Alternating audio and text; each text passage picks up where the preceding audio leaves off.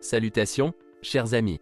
Je présente à votre attention les dysfonctionnements et pannes les plus courants qui surviennent sur la BMW X5e70.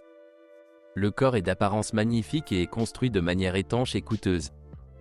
Cher, il ne s'agit pas seulement de la qualité de la peinture et des matériaux utilisés, mais aussi du prix des composants et du travail.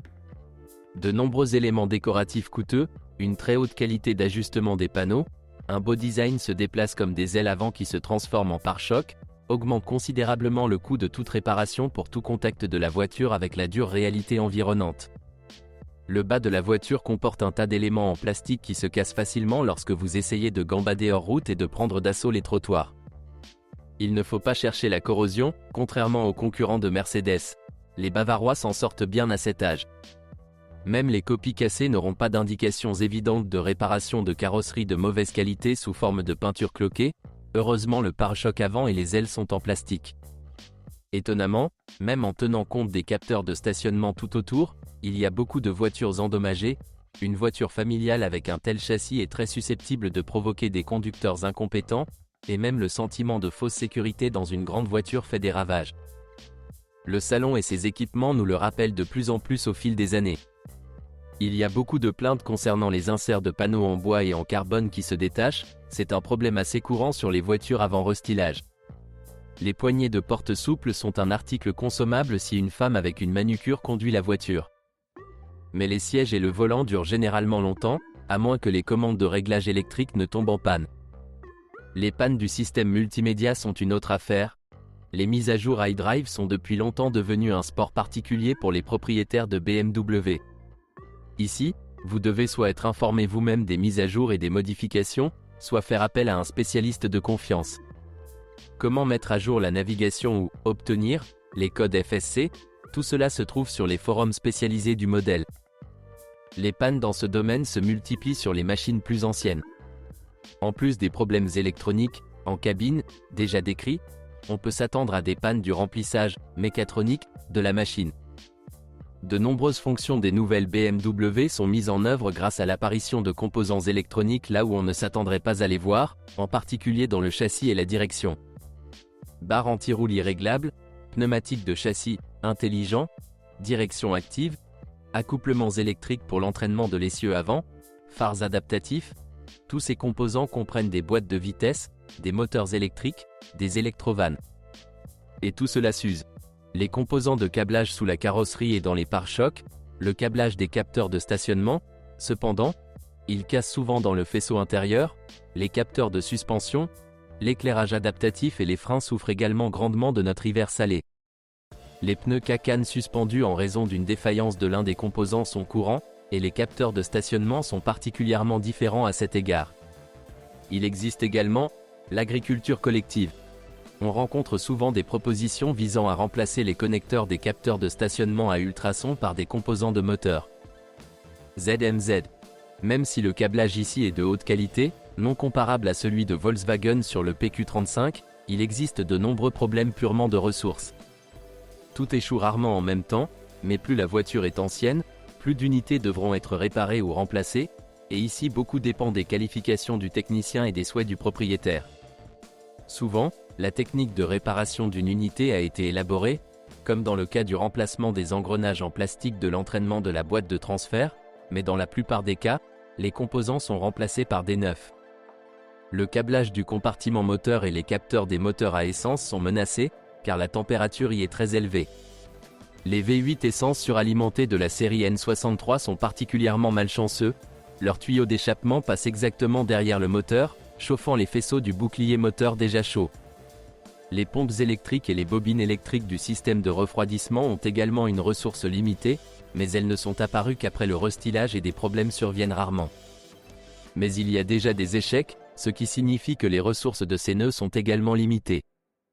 En moyenne, les problèmes ne surviennent pas très souvent, mais le coût de la solution amène souvent à s'interroger sur l'intérêt d'acheter une voiture d'occasion haut de gamme.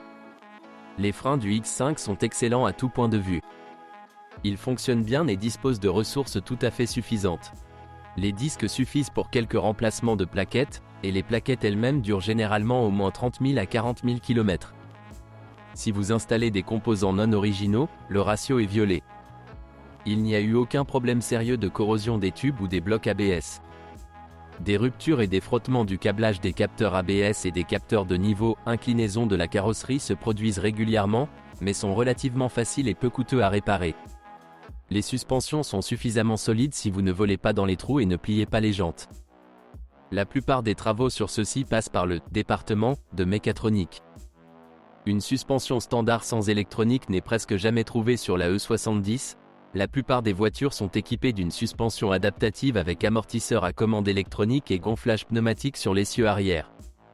Il est beaucoup moins courant de trouver des voitures à suspension sport sans électronique. Vous n'avez pas à vous soucier des problèmes de levier et de blocs silencieux. Les composants sont solides et peu coûteux. La durée de vie des leviers à l'avant est d'environ 100 000 en ville, à l'arrière c'est à peu près la même, et la moitié des leviers ont des silent blocks et des charnières remplaçables standards. La pneumatique avec électronique fait d'une voiture de 2 tonnes une voiture de sport, mais le coût de l'entretien augmente plusieurs fois, car les composants électroniques de la suspension ne disposent pas d'une ressource particulière et le prix est hors du commun. Le résultat est de nombreuses solutions timides et des exploitations collectives fréquentes avec l'installation d'un type de suspension différent sur l'un des essieux. La direction peut être de 2 types. Un rack ordinaire est simple et fiable, sans fioritures particulières, avec une bobine réglable. Après plusieurs années de fonctionnement, il frappe silencieusement, fuit rarement et ses composants électroniques tombent rarement en panne. Les problèmes de contrôle adaptatif sont beaucoup plus coûteux. Et cela arrive un peu plus souvent. Le prix d'un stationnement facile et d'un volant très pointu sera le prix élevé de la crémaillère elle-même, les pannes de son servomoteur et les pannes de capteurs. La plupart des pannes peuvent être éliminées uniquement par logiciel, mais parfois les diagnostics échouent. Vous devez donc modifier plusieurs composants pour éliminer la cause du problème. Les dernières mises à jour de l'unité de commande et un service de haute qualité sont fortement recommandés pour réparer tout dysfonctionnement, même le plus petit, d'une machine équipée de ce type de direction. Curieusement, vous ne pouvez pas vous attendre à des problèmes particuliers de ce côté-là. Plus précisément, les dépenses sont entièrement programmées. Le motoréducteur du train avant et la boîte de vitesse ZF6HP sont garantis en panne régulièrement. La durée de vie des arbres à cardan est longue, mais ils nécessitent un entretien tout aussi régulier. À moins qu'une surprise sous la forme d'une panne de la boîte de vitesse arrière ne puisse couper l'herbe sous le pied du propriétaire, cela se produit généralement sur les voitures équipées de moteurs diesel faibles, en particulier après le réglage des puces, mais cela peut également se produire avec des scies suralimentées à essence. D'autres versions disposent d'une boîte de vitesse renforcée, plus cohérente avec le potentiel du moteur. Les entraînements sont plutôt faibles, des plaintes assez fréquentes concernant le manque de lubrification et les problèmes qui en découlent, surchauffe et cognement, donc avant d'acheter, il vaut la peine de vérifier l'état des charnières non seulement en regardant le coffre, mais aussi visuellement en le supprimant. S'il y a des secousses pendant l'accélération, mais qu'il n'y a pas de voyant d'erreur de transmission, alors, très probablement, le moteur à turbine à gaz est bloqué à mort, mais la boîte de vitesse est propre. Et s'il y a des secousses lors de la commutation, alors la box passera probablement immédiatement à la révision. La raison en est soit l'usure, soit la perte du niveau d'huile due à des fuites dans le carter, les joints du faisceau électrique ou la pompe.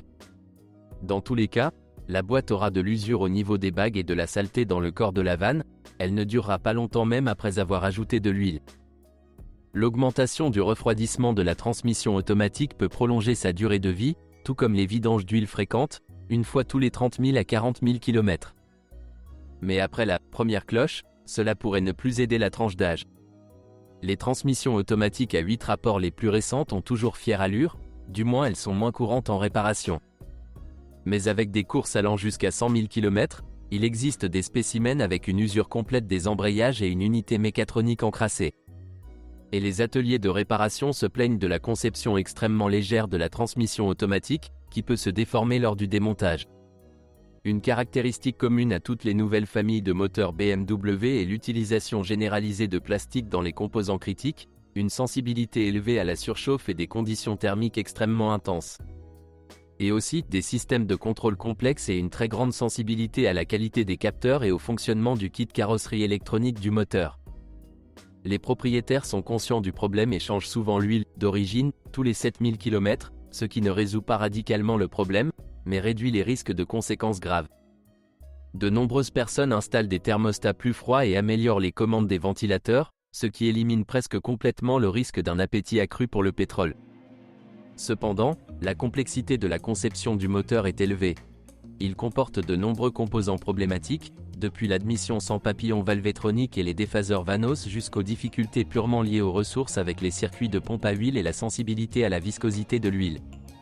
Lorsque les courroies d'entraînement des unités supplémentaires se brisent, les tuyaux du système de refroidissement se brisent souvent et les chaînes de distribution ont une large plage de durée de vie, de 120 000 à 250 000 km.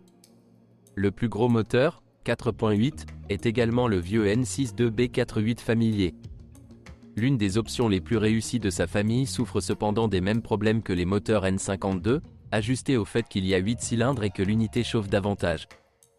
Une caractéristique supplémentaire est la conception peu réussie de la courroie de distribution avec un long amortisseur au lieu d'un rouleau au centre, ce qui réduit la durée de vie des chaînes à des centaines de milliers de kilomètres et la rend très sensible à la température de fonctionnement. Les problèmes et leurs solutions sont similaires. De nombreux propriétaires tentent d'éviter les brûlures d'huile en changeant l'huile plus fréquemment, mais des mesures simples n'aident généralement pas.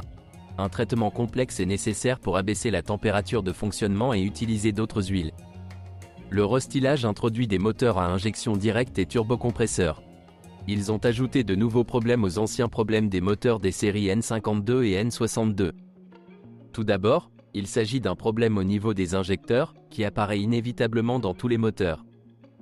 Il existe de nombreuses variétés d'injecteurs, les anciennes révisions ont été théoriquement modifiées dans le cadre de rappels d'entreprise et sous garantie, mais cela n'a pas été fait pour toutes les voitures.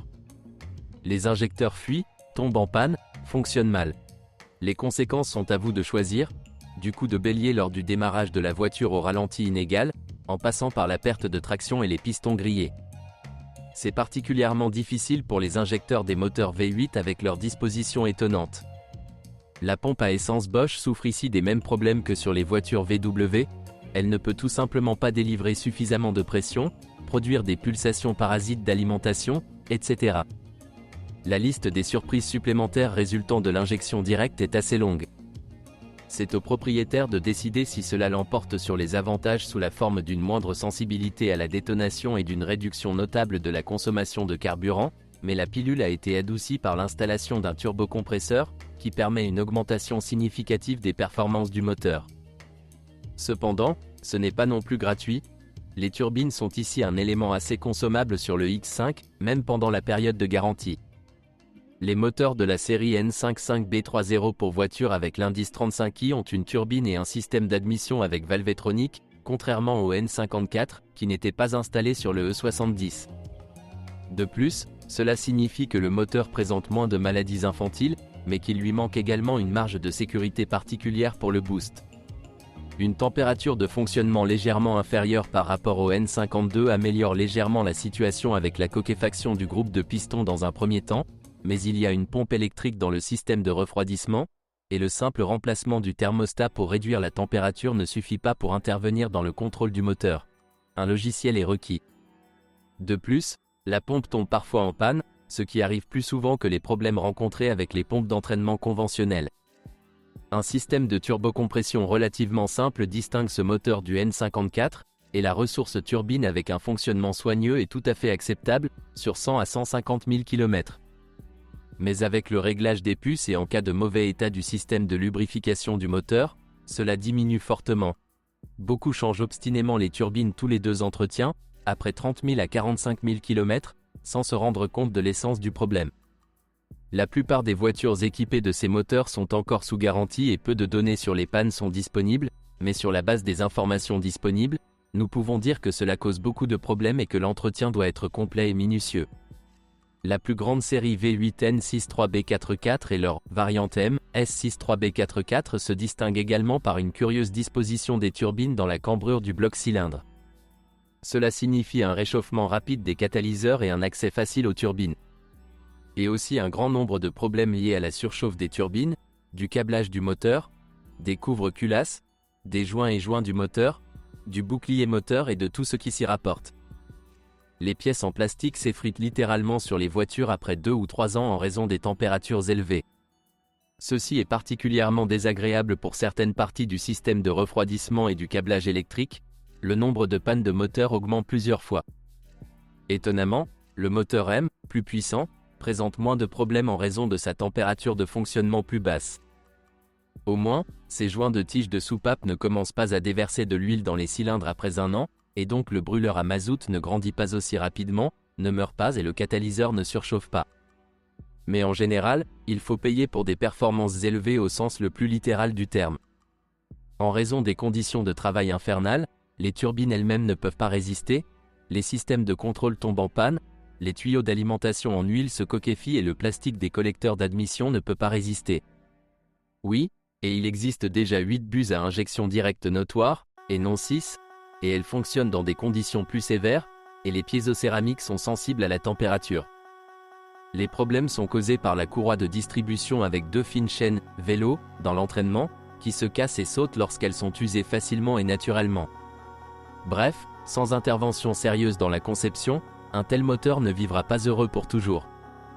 Ici, même abaisser la température de fonctionnement n'aide pas à grand chose en raison des caractéristiques de conception. Le thermostat d'huile ne peut pas du tout gérer la température de l'huile, et en même temps, les pièces en plastique du système d'huile et les joints des tubes ne peuvent pas y résister.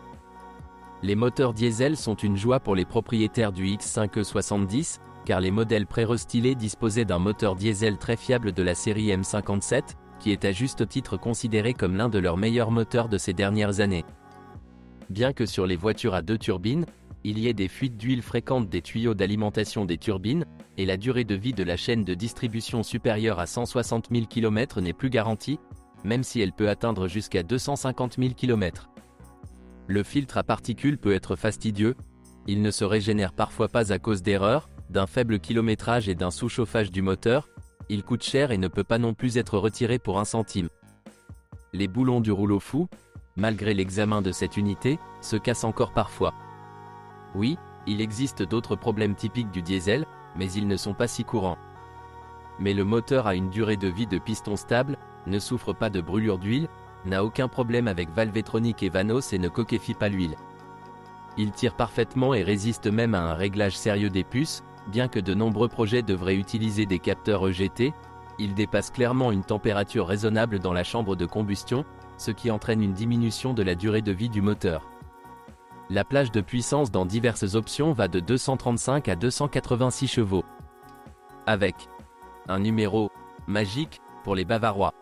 Les voitures à 2 turbines sont bien sûr beaucoup plus difficiles à entretenir, mais le coût de fonctionnement final par rapport à leurs homologues à essence sera faible, surtout si vous utilisez un bon carburant diesel et changez régulièrement les filtres à carburant. Les moteurs restylés les plus frais de la série N57 sont complètement nouveaux, mais aussi assez puissants. Et même les injecteurs piézoélectriques se distinguent ici par leur caractère calme. La marge de boost est encore plus élevée. En raison de leur nouveauté, les moteurs ne causent pas beaucoup de problèmes et, très probablement, leur fonctionnement ne différera pas beaucoup de celui du M57. Ce sont toutes les informations sur les problèmes du BMW X5E70. Si vous en savez plus ou n'êtes pas d'accord avec ce que vous avez entendu, je vous attends dans les commentaires.